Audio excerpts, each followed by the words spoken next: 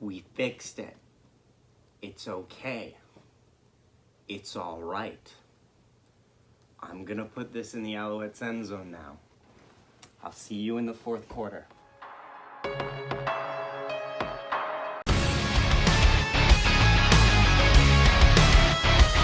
Good morning, afternoon, and evening, ladies and gentlemen, and welcome to another Blue Bombers W. Yes, the Bombers will defeat the Montreal Alouettes 31-21. So, bit closer than I'd like, but they did pull away in the closing parts of the game. So, overall, not bad. Anyways, so first off, a few big changes in the lineup. Obviously, Castillo is in. So finally, I'm sorry, Mortada, but your days are past. Winston Rose is in, former Grey Cup champion. And Montreal is playing Trevor Harris, which is very important because, as you probably know, or if you didn't, then you please check out my my Week 13 review that I did.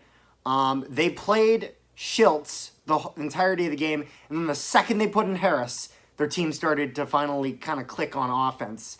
And it was just too little too late. So they obviously started with him this game because they saw the way he could rally that offense together. And he definitely did that. Obviously, they wanted the win. But if Schiltz was in, this game would not even be nearly as close as it was. Anyways, going into the first quarter, right away, Montreal would snap too high on punt right over the guy's head. And it would be a Winnipeg ball turnover on downs. Reaction here.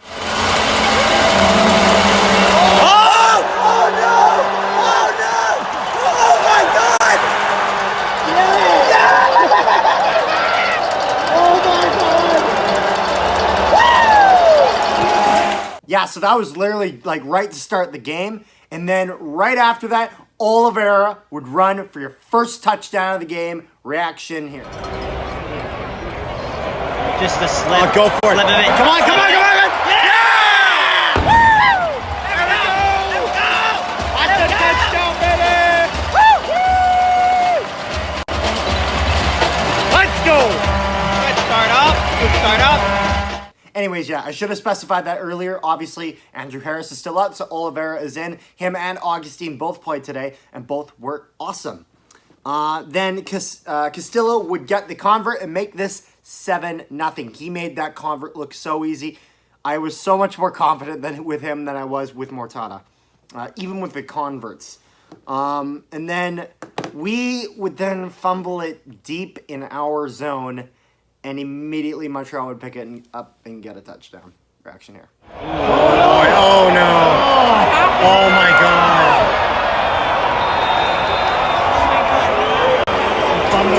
Oh my Lord! Damn it! Damn it! No. Damn it! Oh, that's ugly. Convert would be good. It would be a 7-7 game. And then we would have a pretty good kickoff return by Grant. So good job there. And then blatant offensive pass interference. And they, refs would make the right call. They'd be like, yeah, offensive pass interference. And then something insane happened. Montreal decided to challenge this play because they didn't think it was. And I'm watching the replay going, out of their fucking mind. Like, there's no way. Like, there's no way this gets overturned. I thought they were insane for challenging this. And then, what the hell is that? Yeet! That is the most blatant offensive pass interference I've seen in at least the past month. That is pathetic. I don't even know what to say about this. Like, it's pass interference. It totally is. If I was a Montreal fan, I'd be saying the exact same thing. He literally put two hands on him, shoved him straight to the ground, turned around, caught the ball. Obvious, blatant pass interference, but it's okay because I'm not going to lie. There would be a not-so-great call later on this game that would go in our favor, so I thought that kind of rectified it, but which I want to point out now. just so that way we don't see any, oh, you biased Bomber fan. No, trust me. I will shit on my own team when I feel it's right. Yeah, so there will be a big sack by us. Love it. Great. Fantastic. Keep it up. And then the Alouettes would take one of many to go on no yards penalties, and we'd get an extra 15 yards for us. And that would be the first quarter. Going into the second quarter, we would get a field goal. And this next clip you'll see is featuring Jake from Peg City Hockey, because he was at the game with us. So thank you to Jake for coming. It was great. Had a lot of fun. So anyways, we get a field goal reaction here. Alrighty. Hit it.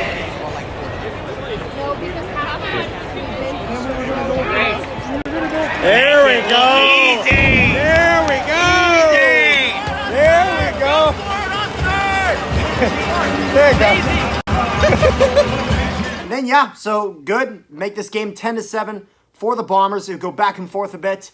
And then we would then go for the kick again, field goal kick again. We would miss, and then we would tackle them in the end zone, making this an 11-7 game, getting that 1 point. And then Trevor Harris would throw for a touchdown to put the Alouettes up. Do this, man. Come on, boys. They're out of time. They're out of time. Get him. Oh, come on. Oh. Oh boy, this is a new feeling.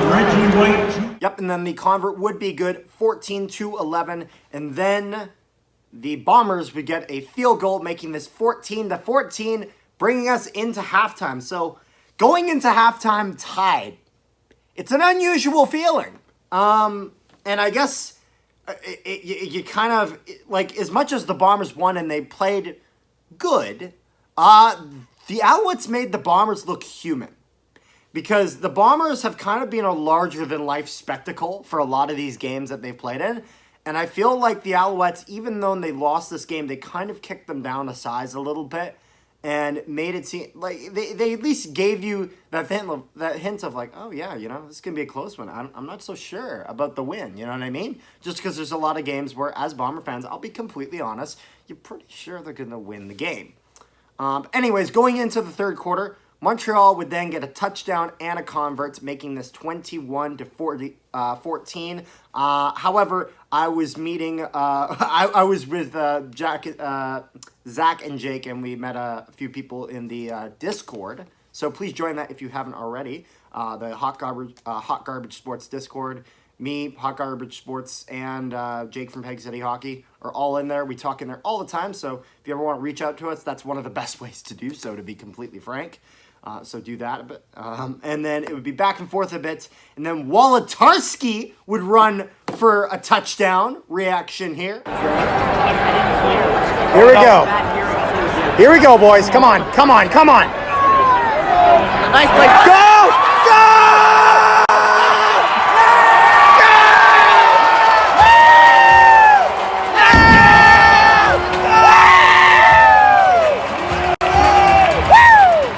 The convert would be good, 21-21 game, back tied up. And then we would get a huge sack. Reaction here. You suck, Montreal!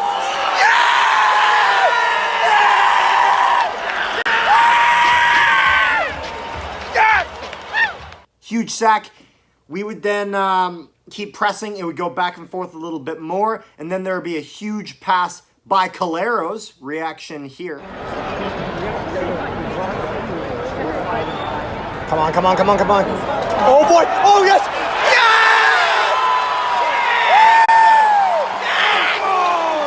Let's go!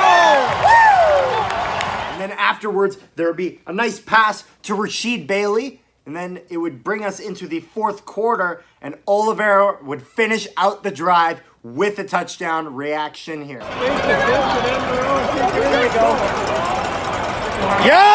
Let's go!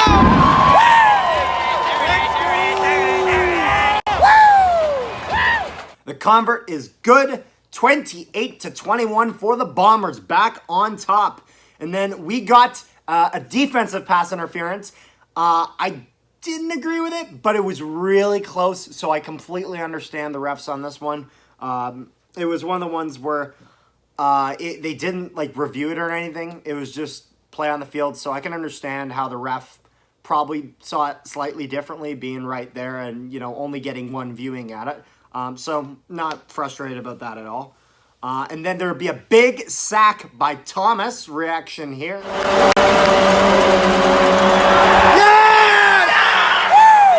Let's go!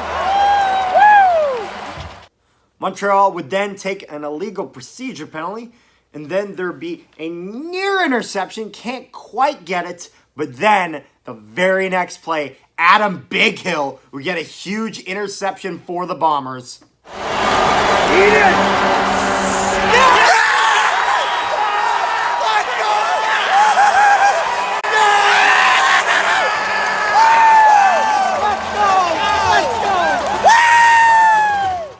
Yep, and then we would get a huge 47-yard field goal. Castillo would absolutely kill that one. It was like pretty centered, honestly. And wow, none of our kickers this season have been able to do it. Leggio would never hit that. Mortada, absolutely not. So to finally have someone that can kick the way we need him to, the Bombers have all the tools and absolutely everything they need and so much more to win a Grey Cup this year. We gotta do it. Reaction here. Okay, Here we go, boys. There we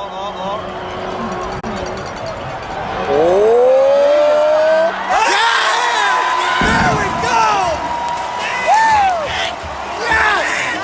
Yes! And then there would be an interception by Alfred. Reaction here.